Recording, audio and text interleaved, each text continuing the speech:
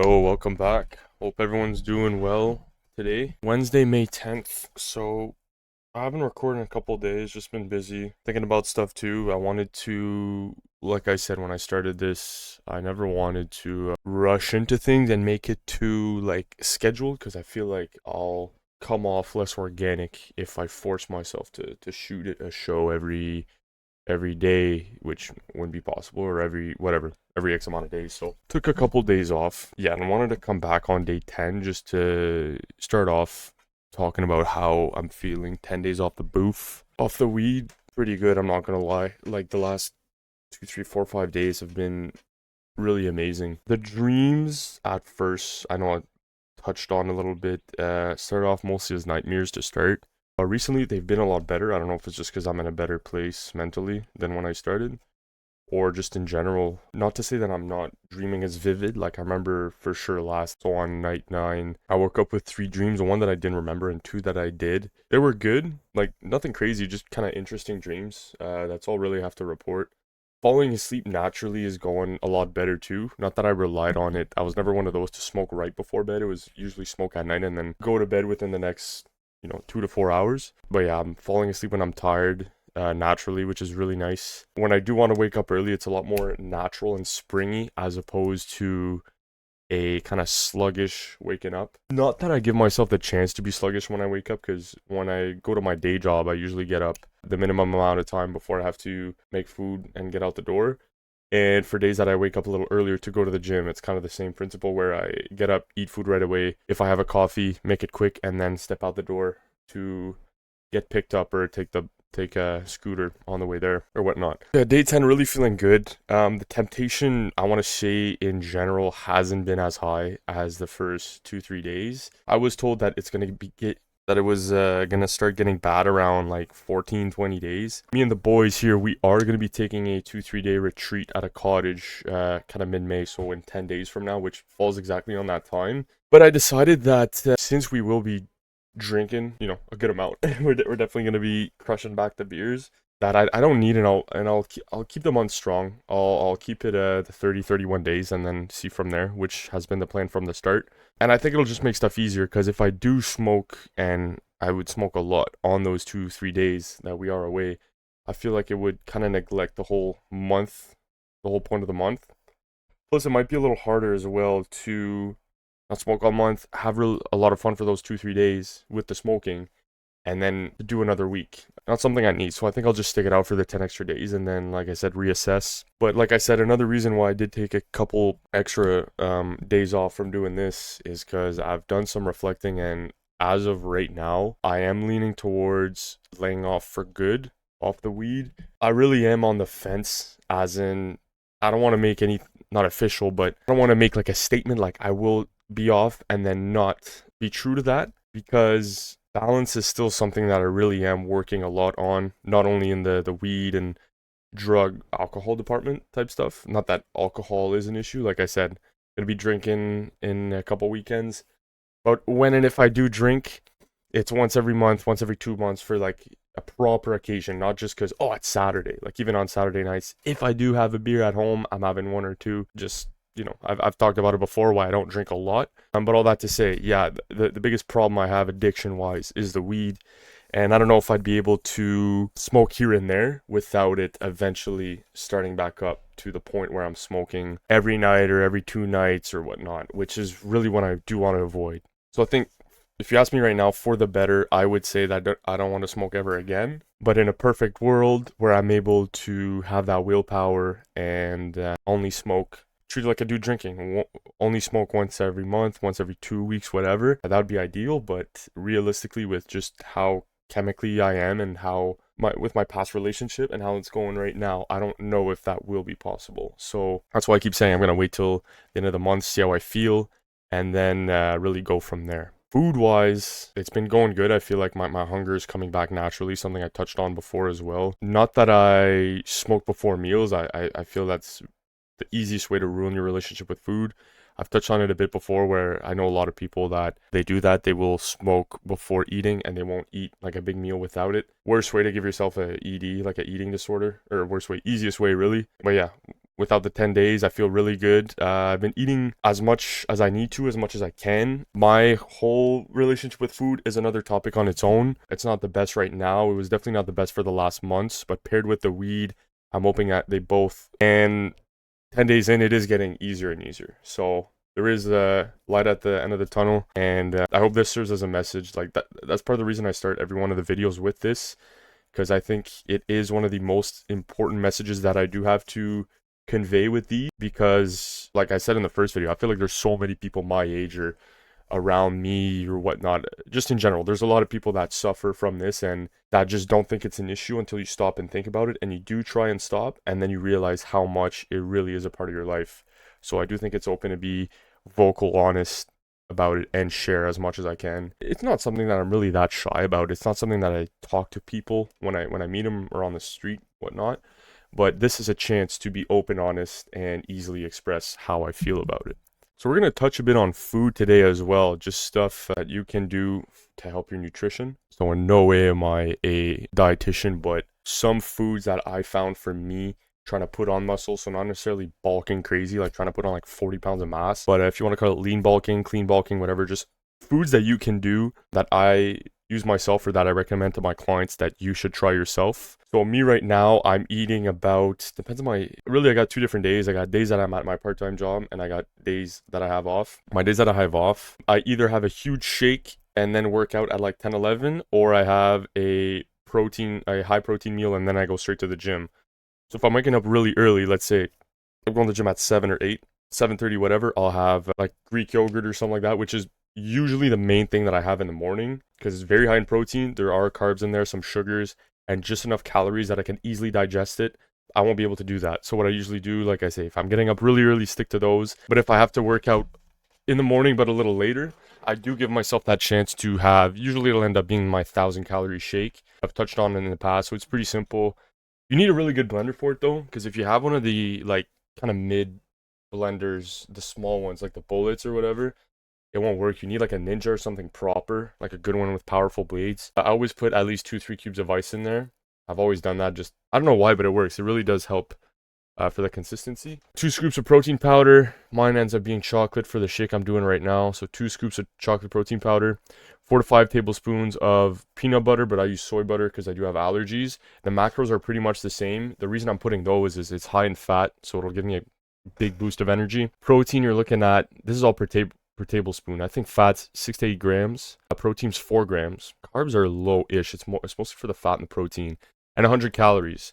So right there, if I'm putting 5, that's 500 calories right there just from peanut butter. Obviously, the scoop of protein powder, depending what brand you use, you're going to have like 20 to 30 grams of protein per scoop. So I'm looking at, ends up being like 60 grams of protein from that. And then I just top it off with milk. Keep it clean, keep it simple. Sometimes I'll add a little bit of stuff. I used to put a lot of flax seeds in it. I'm just out right now, and it's something that I didn't feel I super needed. I'm looking into taking possibly another type of supplement or seed, whatnot, to get those omega-3s, those omega-3 fats, which is the main reason. Well, actually, the only reason I was intaking those flax seeds. But yeah, have that shake and then I have time to digest it. Obviously, I can hit a workout. I've tried it, sink that right away, and then go to the gym, and it's got to come out. Not that I yak, but very close. And with like 1,000 calories and a bunch of fat, peanut butter, milk in your system, I don't necessarily want to deadlift or squat right away after. So yeah, just be careful if you're working out early in the morning of what you eat, but definitely something with carbs, maybe a bit of fats to give you energy, and protein. One tip I give to people that work out and really want to put on mass is try to have protein with every meal. So the general rule of thumb is 1 gram of protein per pound of body weight, something that I live by, and it's very simple to adjust, right? You weigh 200 pounds, you want to eat around 200 grams of protein. And really, when I make diets for clients, it's the main thing that I go off of, and then I backfill the rest of the macros. So obviously, you want to keep the fats relatively low. And this is general rules. I don't want to go into specific programs and diets because that's something that you should look at a trainer for help, like me, or a dietitian, nutrition, if you really want to get down to the nitty gritty. What I'm trying to say is if you're trying to put on muscle, look at the protein that you're having in a day as opposed to the total amount of macros. Because if you're eating 3,000, 4,000 calories, oh, okay, nice. But most of it, like more than half or 60% of those calories are fats and carbs. Yeah, you'll put on mass. It won't be muscle, it'll be fat, right? So me right now, that's why I say like a slow bulk. I am putting on mass. I weigh just around 190 right now, as opposed to weighing a little under a little bit over last year when I started. Okay, I'm gonna put on mass, and it's a slow progress. I'm staying still like pretty lean and eating like not crazy. Like I used to eat just under 4K. Now I'm eating around or just a little over 3K depending on the day. Like I mentioned earlier, I'm still kind of tweaking, readjusting my diet to see what works. But what I'm trying to say is focus on your protein. If you want to put on muscle, and if you don't know that much about food, that should be your main concern. Don't overcomplicate it. Yes, it is good and important eventually to track your macros, and there's a lot of useful, very easy apps that you can use to track, where you'll literally look up even specific products, and you can look up like a Kellogg's Frosted Flake, whatever. You had a bowl of that before your workout in the morning, and you input it. I had a bowl or this amount of grams, and it'll calculate it all for you, which is very nice. But for those starting, you're very new to the gym, you just want to put on a bit of muscle, that rule, 1 gram per pound of body weight, is the golden rule. Like I said before, try to have some protein with every meal. So even if it's snacks at work, so to touch back on what I eat in a day, when I am at work, my first snack of the day, so I start work at 6:30. My first snack I take around 9:30, 10. The main focus is protein, so I'll have 4 to 5 hard-boiled eggs. Some people find it disgusting. I don't eat for pleasure. I eat because I have to, and it's just matches my diet, right? I want to focus on protein, and it's an easy thing that I can make the night before. So I boil the water, put the eggs in, wait 9 minutes, take them out, boom. Simple. I can read, I can do work while I wait for the eggs. It's something that's pretty much automatic now for me, as opposed to, obviously I would rather, and I used to before, but just the effort to reward wasn't there to cook something else with high protein. So overnight oats is another good options for a snack or breakfast in the morning. Obviously a smoothie, but I already have, oh yeah, when I work, I already have a shake, not a whole smoothie, but just to shake, a double scoop with milk in the morning. So I don't want my 2 first meals to be shakes. I'm gonna get tired of them. And you do need solids. As easy and a cheat code as shakes and smoothies are, you can't have that all day. You can, like physically it is possible, but I definitely don't recommend it. I've had days where I've relied on those, and I just don't feel good inside. It's not something that I personally recommend at all, right? You need that solid food. I'm sure there's science behind it, but like I said, I'm no nutritionist, dietitian. Have max of 1 smoothie, 1 shake a day, whatnot, but definitely switch it up with the flavors as well. But back to what I was saying, breakfast I could easily do, and there's easy recipes. I actually gave one to my client the other day. Yeah, not that I have an excuse, I'm just being lazy. About ready-made burritos that you can freeze, like breakfast burritos that you can make, sandwiches, all that is easy. But like I said, for me, I make it, and this is a key to keeping a good diet and reaching your goals. Make it as realistic and doable as you can. Because if you tell yourself when you start a diet or you start a plan that, okay, I want to put on this amount of, you set your goals, right? I want to put on this amount of muscle. I want to lose this amount of fat, this amount of weight for this time. The harder you make the plan, because already you're going to have to start working out or change your workout plan and your diet. It's a whole lifestyle change. So the harder you make all these little steps, the less likely you're going to stick to it, right? Especially if it's all new and all change. So that's why for me, I keep it as simple as I can. So a lot of the meals that I eat in a week, I'll repeat. As in a month, I'll probably make like 3 of the same meals, right? And switch over to the next month. The hard-boiled eggs is something that I don't mind eating. It's something that I eat not every day, but 3 out of 7 days. So I don't get super sick of it. I'm not eating it set like literally every day. So my body can bear that. What was I saying? Yeah, I could make the burritos, but then it's just more time in the day.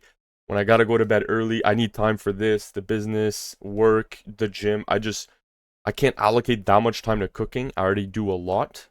So where you're able to cut corners, definitely do. That being said, in terms of lunches and suppers, so yeah, I count breakfasts as kind of its own thing. Because half the time for people that want to put on mass or train for protein intake, it's going to be a smoothie or something quick on the go, especially if you work, you got somewhere to be, you got class. The other time it's going to be prep stuff that you cook, but not meal prep, right? That's why I differentiate lunch and supper. Also, because in my head, you can eat lunch for supper and supper for lunch. It's just the time of the day that you eat it. Whether it's a sandwich, it's like a burger, like chicken and rice, or like a meal spaghetti, those are interchangeable. So especially when I give to my clients, the lunches that I give them are going to be meal prep, stuff that they can make in advance the night before, that they can make 2, 3 servings of, put it in the fridge, and then boom, have that for the next 3 working days. And I'm very strong on that for lunches, especially because too many people that I know that I've trained and that I know personally will buy their lunches. It's so easy when you're at work. I don't have time in the morning, but you have time the night before. It's not about the time in the morning. I don't have time at all in the morning to make my lunches. I don't have time to cook. Like my lunches, I'll eat ribs, I'll eat stuff that I cook for supper, pork tenderloin, beef, steak, chicken, kebabs, pork chops. I'm not up at, if I work at 6:30, I'm not up at 4 a.m., you know, going on the barbecue, cooking my chops. No, it's stuff that I prepared in advance. And it's really a change of mindset that I've given to myself, that I'm always thinking, if I'm cooking, to cooking bigger portions. So whether double the recipe or buy a little more, or even to think in 2-3 days in advance.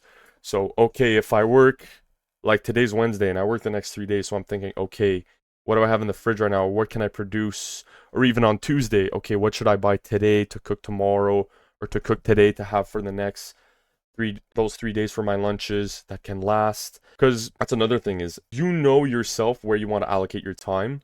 And when you do have time to cook, use that time, because delaying it is just going to delay the whole process. It's going to kill your plan. When you have time to cook.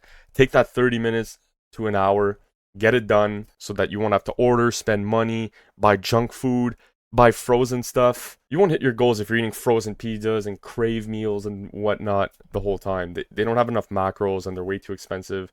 It's not sustainable. So what I'm trying to say is, cook when you get the chance, and don't be afraid to make more so you are able to eat and have those meals, have those lunches, those suppers for days that you work or class, or you just don't have time to cook. Very, very important. Always be prepared. Always have food in your fridge, and different varieties, whether it's different fruits for on the go, different snacks, as in, like I mentioned, the Greek yogurt or cottage cheese route, or like cheeses to eat, different meals and different varieties. I don't just do, find out I'm working for the next days and I'll want suppers too. I don't cook a fresh supper every night. I give myself a bit of backup. The same principle that I use for my lunches meal prep is I'll do, like tonight. So I cooked some sausage yesterday, so I still have 2-3 of those that I can eat. That's going to be probably my supper. I got plans for supper tonight, so it's probably going to end up being my supper for tomorrow night. I'm cooking the pork tenderloin. Probably going to be enough. I'm going to have a bit right now. Going to be enough for 3 lunches. So now I'm ahead like 2-3 days. The next supper I have to think of is the Friday supper, which is in 2 days. I have time to buy. Just be prepared and think in advance, right? Moving on, yeah, supper, same thing that I mentioned. That's one that I give myself a bit more time, and it's usually my biggest meal at the end of the day. So whether it's a day that I do work, so where I end up, so I'm done in the afternoon, wait a bit, go to the gym. By the time I'm back from the gym, 6 or 7, my last big meal was probably my lunch, and then I had a snack before the gym, or I had a big meal before going to the gym on my days off as well. If I don't happen to go in the morning, I happen to wait for my friend and then go in the afternoon. My last big meal was in the afternoon, right? Whether at 12, 1 or 2 p.m. But my supper ends up being very near 1,000 calories, usually high in protein. So whether it's steaks, pork chops, chicken, chili, ground turkey, used in nachos or tacos, whatnot, anything like that. My supper is my big one. That being said, I still like to cook in batches. So one thing, I will never buy one steak at a time. I'll always buy 2, 3, 4 if they're small little medallions. But all that to say, always plan in advance, right? It's the key to consistency, is thinking ahead. That's just a fact. And this can apply to your gym as well. If you know, like me, I know tomorrow I work, and then straight after work I have business work to do. I got to do my abs, and then I got a early boxing class. So my rest day was supposed to be today, but I made a little sacrifice. I went to the gym early this morning to be able to take that rest tomorrow, to give myself a bit of breathing room. So stuff like that. So thinking in advance should be applied to both working and the meal plan. And it's when I mention that to some people, they think their first thought, especially for some clients, will mention, man, I don't want that to take over my mental. I don't want to have to think about that all the time. But if you plan well, you won't have to think about that all the time. That's the way I see it. I'm not thinking at every hour of the day, what am I going to eat Friday or Saturday, or freaking out. If you have a good plan, it'll prevent that type of stress that type of anxiety of last minute, oh man, I have no idea what I'm gonna eat tonight. So it's just about being smart. And like I said, don't hurt yourself trying to think of what to eat. Keep it simple. If it's stuff you like to eat, if you're trying to lose weight, just make it a healthier recipe, right? If you're a big pasta guy, maybe lower carb, lower calorie type of pasta. Maybe swap the fatty sausage or fatty meatballs that you like with a leaner ground turkey or less fattier sauce. If you like to eat nachos, like same thing, like maybe chicken nachos in smaller portions. So that's another thing is you can still eat some, not all of the foods that you like on a diet. Like I don't, if you're trying to lose 100 pounds over the next year and a half, and you want to keep eating ice cream, you might want to switch to yogurt or something, right? I'm not saying you can eat everything you want, but a lot of it is in portions, and this can apply to wanting to gain weight as well. If you find yourself struggling to put on mass, that might be a topic for another video actually, like touching specifically on wanting to put on mass, because right now I just want to talk about ways to get in protein, kind of generals to like easy ways to fix your diet. But portion control can be a big one. And one thing that I'm still not fully decided, and I think it does rely heavily on the individual, is big meals less often versus small meals very often. And this really does depend on your metabolism, your goals, your schedule is a big one.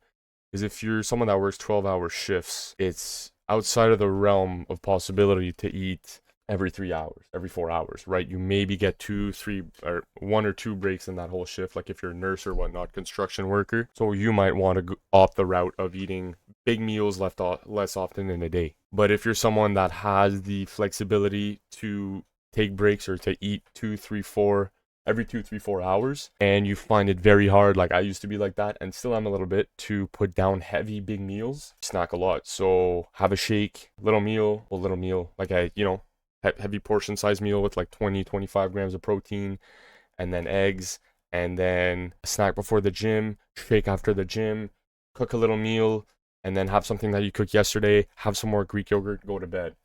As opposed to waking up at waking up, big breakfast, go to the gym, big smoothie, one big supper, and then a little snack. So build around your schedule, build around what works for you. And I'm saying this because it's very overlooked part of nutrition putting on mass is like I said, the whole debate of big meals less often or small meals very often. It is talked about, but in the aspect of it depends of your metabolism. Because for some people, I think Sebum, he touched about it quick. He talked about it like 30 seconds in one of his videos. And there was also the debate of digestion, because if you're eating small meals very often, you're almost always digesting throughout the day, which is easier for a faster metabolism, especially that, and this is not a fact or anything, it's just what I think, that if you do have a faster metabolism, you do tend to be, it does tend to be harder for you to take down big meals, as opposed to slower metabolism, bigger guy.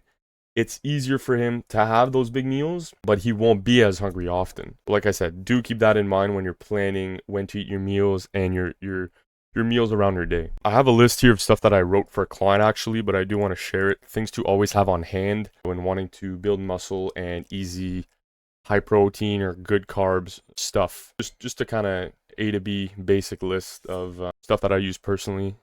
If you are interested in putting on that mass, putting on that muscle. Protein powder is a big one. And I wrote this note here and I stay true to this. I tell all my clients this. I like to have 2 flavors at a time. One for shakes, so one that you don't mind having just like that. So I'm a chocolate guy. There's fancy ones like the cinnamon bun or the fucking cookie dough, watermelon, banana, like any flavor you can think of. I'm sure Fruity Pebbles, there's a brand out there with that flavor. And the other flavor for smoothies and recipes. So I usually use either second chocolate, an unflavored, or vanilla for smoothies. So I'm not a fan of the vanilla powder on its own. But when I go to make, or if you want to make smoothies or shakes with fruits, or smoothies with fruits or blueberries and that, chocolate and blueberry, or chocolate and, I was going to say banana, that is a good mix, but chocolate and strawberry, chocolate and mango, doesn't really go well together, as opposed to mixing it with vanilla is a very good additive and mixes a lot better, even unflavored ultimately, in those shakes. So 2 flavors on hand, and even if you're not making flavored shakes, it is good to switch around. If And if you're not gonna have two on hand, switch it once in a while, because the last thing you want is to be tired of your protein powder and avoid taking it just because you're sick of the flavor. Eggs for easy breakfast. Not only that, for easy hard-boiled eggs, they make great snacks. They're very versatile. You can put them in, not only cook them like that or hard-boiled, over easy, scrambled, all that nice stuff, Benedict, whatever, however you want to eat them. They do go in other recipes as well. Just great to have on hand. I always have not even a dozen. I always have a 30 pack on hand at all times in my house. Meat to cook easily anytime. So whether in your fridge or in your freezer, especially in your freezer, I always keep like some type of ground meat or some type of chicken, something that if I get stuck, didn't get to shop, I do have some on hand. So whether it's ground beef, ground turkey, chicken breast, thigh, pork chops, stewing beef, cheap steak or nice steak if you're able to afford it. Fruit that you enjoy and can eat daily. So this is just for, I'm pretty bad for this, honestly, getting my fruits and veggies in, but it is important and a quick, easy to grab carby snack. The best ones that I would say, banana, apple, pear, orange, just stuff that's around 1 to 150 calories, easy carbs, like I said, that you can grab and eat on the go. Couldn't recommend them enough. It's one of the things actually that I ask my client when I do make a nutrition plan for him is name me 3-4 fruits that you don't mind eating, and then I put them there in the plan. So whether eat with your lunch, have them in the morning with a shake, have them with a snack, have them later after supper as kind of a substitute for something sweet. Milk for shakes, cereal, and drink on its own if you don't mind. So milk, the macros are insane. I can pull it up here actually. So this is per cup for milk. So 4.6 grams fat, 8 grams of protein, which is insane. It's literally nature's protein shake. 12 grams of carbs, 122 calories. So for mass building, milk is very underrated, I would say. I wouldn't go as far as doing what's that thing there, the gallon of milk challenge a day. That's kind of going overboard. You can if you want, but it's not something I recommend. I would just say have it as much as not as much as you can tolerate it, but definitely fit it in your diet if you're not lactose. And even if you are, there's almond milk, oat milk, rice milk as well, coconut. Anyways, there's a lot of options out there for milk if you're not a cow milk type of guy. Veggies to cook is a big one. Same thing as fruit, but also on the note that it's stuff that you want to cook with the meat that you always have in hand. So you want to be versatile. Stuff that I always keep on hand is peppers, onions, and garlic. Mushrooms as well. So mushrooms, all those things that I named can go in spaghetti. They go with meat and rice, chicken and rice. They can go on kebabs. They can go with pork chops. They can go with sides on steaks. They can go on nachos, tacos.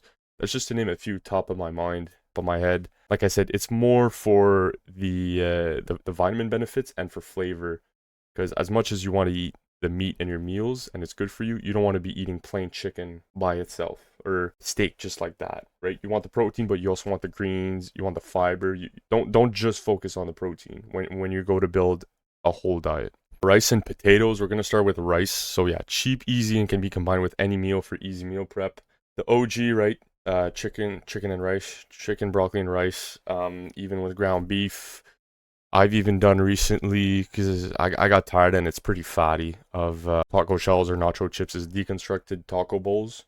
So whether you want to use any type of ground meat or shredded chicken or diced beef, use that as a base. That goes great with pork as well. Recently too, I've been putting a bit of soy sauce on it. So whether I'm having steak with it or pork chops, just a touch of soy sauce on the rice makes it delicious. I've even done it before, just eating a cup or two of white rice with just soy sauce. It's just such a good, easy carb, easy to cook on its own. And if you don't have one and plan to cook rice a lot, it's gonna make your life 10 times easier as a rice cooker. Couldn't recommend it enough. You almost put it on there, put the water that you need, and you forget about it. It kind of, ours anyways, it has a cook and a keep warm mode. So you put the lever down, and once it's done cooking, it just pops by itself. You don't have to be afraid to burn it. And then you can go deal with the meat, go deal with the barbecue, go deal with the other component of your meal prep. Definitely a game changer in terms of that. Potatoes as well. So depending of what you're looking to achieve, whether you just need a carb to accompany your meal, or whether you're eating to build mass, I would recommend potatoes for the person looking to build muscle. Because carbs per serving, potatoes are going to be fuller, right? You're getting more macros in a potato per serving as opposed to rice. So someone looking to lose weight or just kind of maintain, I'd recommend more less dense like white rice as opposed to whole wheat or even potatoes. And then for someone looking to, put on that size, I would definitely recommend potatoes. Yeah, like I wrote here, better, more filling substitute over rice and a good change of pace. I used to enjoy them a lot, like kind of make a hash with my eggs. That's a great breakfast idea actually, is any type of meat, top it off with cheese, you put your eggs in there, you put your peppers, maybe some sausage, onions, whatever, mushrooms even, garlic, you can get a little crazy. Make a hash with that, so you dice them up. Potatoes you can cook as fries if you have an air fryer, home fries in the oven. You can bake them.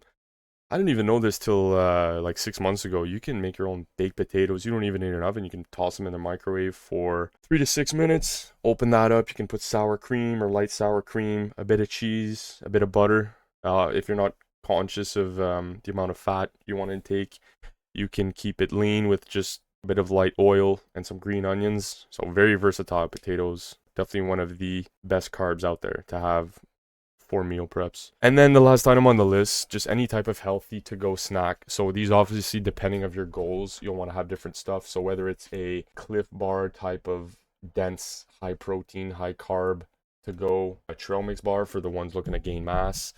There's like fiber bars or kind of leaner protein bars with close to 100, 200 calories as opposed to the thicker 5, 6, 800 calorie bars. Trail mix is a good one if you're not allergic to nuts. A good on-the-go, easy protein, easy clean fats, a snack. Beef jerky if you can afford it. I know it's expensive, but it's one of the best, especially if you're on the road. I've had to rely on beef jerky a couple times, and it's just straight to the point. It's just meat, man. Easy to eat. It's at really most gas stations. Little yogurt cups, Greek yogurt is another big one. So just easy, high protein stuff that if you do, like, God forbid you have to replace a meal or skip a meal, that you're not afraid and you're not doomed thinking, oh man, I'm gonna, miss my meal or miss out on macros in the day. Stick to those. And stuff to keep. If you got a book bag or in your car or whatnot in your gym bag, not something that I do anymore because I'm not spending like the whole day away. I usually do end up stopping at home after work or before the gym, but not a bad idea to keep one or two options in that bag. Obviously, not the yogurt, but some dry snacks will get the job done. Yeah, for sure. I'll stand by that. Nutrition is the hardest part of the gym and the part that can be the least consistent. And the last thing you want to do is put all that work in the gym, whether you're there 3 to 6 days a week for 2 hours or an hour and a half, and then you're going at home eating like crap, right? Literally killing your gains when you could be here instead of here, right? If you'd only fix your diet. So yeah, I hope it would help. I hope this helps some of you guys out. And yeah, thanks for watching. Always appreciate the feedback, the views, all that. And I'll catch you guys in the next video.